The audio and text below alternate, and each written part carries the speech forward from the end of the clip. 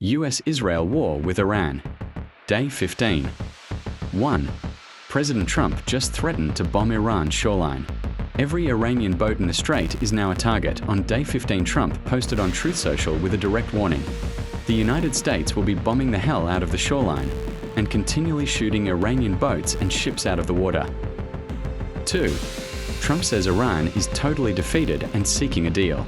Iran says there is no deal being discussed. On Saturday, Trump declared Iran totally defeated and claimed Tehran is seeking a deal with Washington. Hours later, Iran's own foreign minister flatly denied it. No back-channel contacts. No ceasefire talks. No deal on the table. Two completely contradictory statements from the two sides on the same day. 3.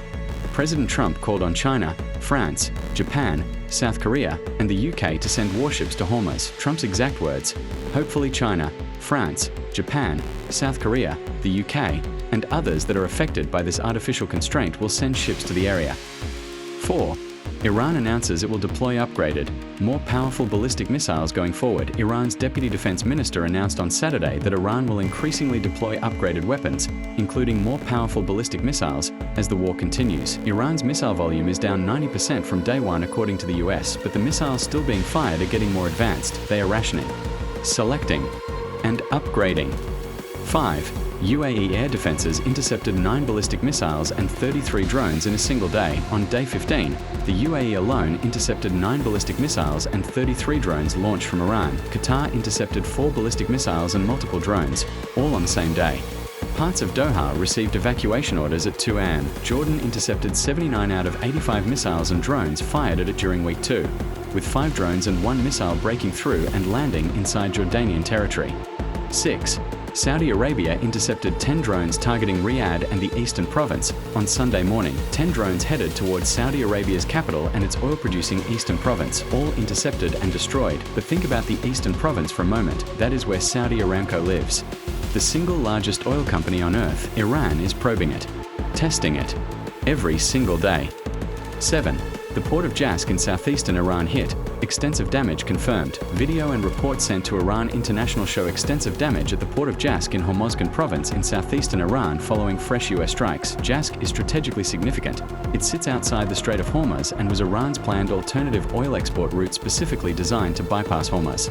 Iran's backup plan for exporting oil just took a direct hit. 8. Iran warned civilians near US-linked facilities in the UAE to evacuate. The IRGC issued a public statement Saturday urging residents near UAE ports, docks, and US military facilities to evacuate to avoid harm. It was broadcast publicly to civilians. Iran is preparing to strike UAE infrastructure tied to American interests. 9.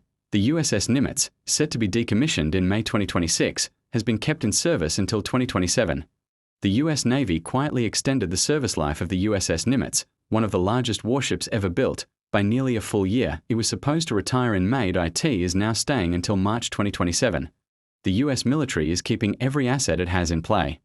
10. 2 weeks in, here's the full cost so far: a $16.5 billion spent by the US in the first 12 days alone, and more than 15,000 targets hit by US-Israeli strikes, 1,444 killed in Iran, 826 killed in Lebanon, including 106 children, USA.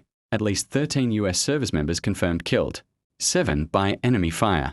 6 in the KC-135 plane crash in Iraq. More wounded, Air Israel. 12 civilians and 2 soldiers killed. Over 2,000 people injured by Iranian missile strikes. 25 Iranian hospitals damaged. 9 completely out of service. A Brent crude at $1.04, a gas up 70 cents a gallon in the US since day one. S&P 500 down 3.1% for the year. Third straight week of losses, and the Strait of Hormuz still closed. This is day 15.